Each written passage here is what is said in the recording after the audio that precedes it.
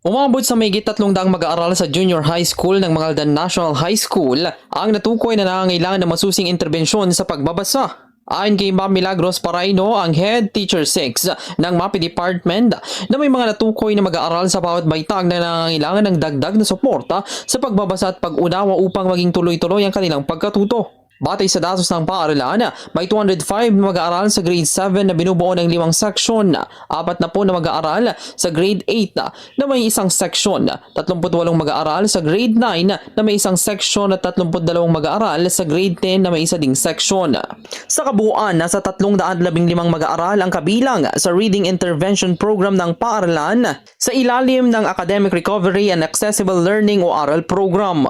Saad niya na ang mga piling guro ang nangunguna sa pagtuturo ng pagbabasa sa mga mag-aaral na ito. Gayunman, hindi lamang sila ang tumutulong dahil nakikiisa rin ang mga subject teachers upang higit na mapaunlad ang kakayahan ng mga mag-aaral sa pagbasa at pag-unawa. Sinabi rin niya na bahagyang nabawasan na ang bilang ng mga nahihirapang bumasa at hindi nakakaintindi sa kanilang binabasa dahil sa sama-samang pagsisikap ng mga guro at sa patuloy na suporta ng paaralan. Nagpahayag din ng pasasalamat si Paraino sa dedikasyon ng mga guro sa kabila ng dami ng mga mag-aaral na nangangailangan ng tulong. Aniya na natiling handa ang mga ito na gabayan at suporta ng bawat mag-aaral. Dagdag pa niya na kapuri-puri rin ang pagiging kooperatibo ng mga mag-aaral dahilan upang maging maayos ang pagpapatupad ng mga programa ng paaralan para sa kanilang pagkatuto. So, pagdating sa mga teachers, wala namang problema. Okay naman pagdating sa loadings. Sa mga bata naman, wala namang gaanong pagbabago kasi parehas pa rin na pumapasok at natuturuan yung mga estudyante natin. Actually, ang pagdating sa mga subject nila, pag sa regular, okay lang yun. Pero doon sa part ng mga special program, may karagdagan sa kanila. Pero dati na yan, okay lang, wala akong problema. Manageable lahat.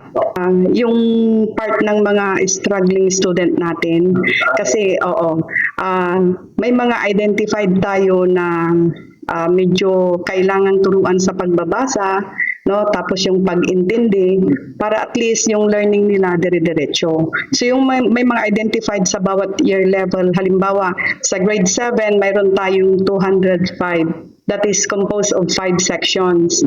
Ito naman grade 8, mayroon tayong 40 students, 1 section siya. Sa grade 9, 38 students, 1 section, and grade 10 is 32, that is 1 section. So a total of 315 po. Mga identified na mga students natin na kailangan talagang pagtuunang pansin ng mga teachers na selected para sila ang magturo sa kanila ng pagbasa. Medyo nabawasan ng konti.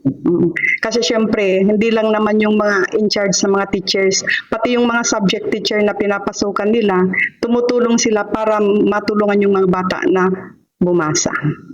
Sa ating mga guro, no, nagpapasalamat kami sa kanila dahil kahit gaano yung dami ng mga estudyante na kailangang tulungan, no, at least nandyan palagi sila para suportahan ang ating mga mag-aaral. Ganon din sa ating mga mag-aaral dito sa mga National High School, kahit ganon karami sila, wala namang halos makikita na medyo nagiging problema. Cooperative naman sila, halos lahat. Para sa programang Bombo Anay Ugto, Patrol numero 5, Bombo Oliver na kumis nag-uulat. This is Bombo Radio Philippines, the #1 radio network in the country, your trusted source of news and information. Basta radyo, Bombo!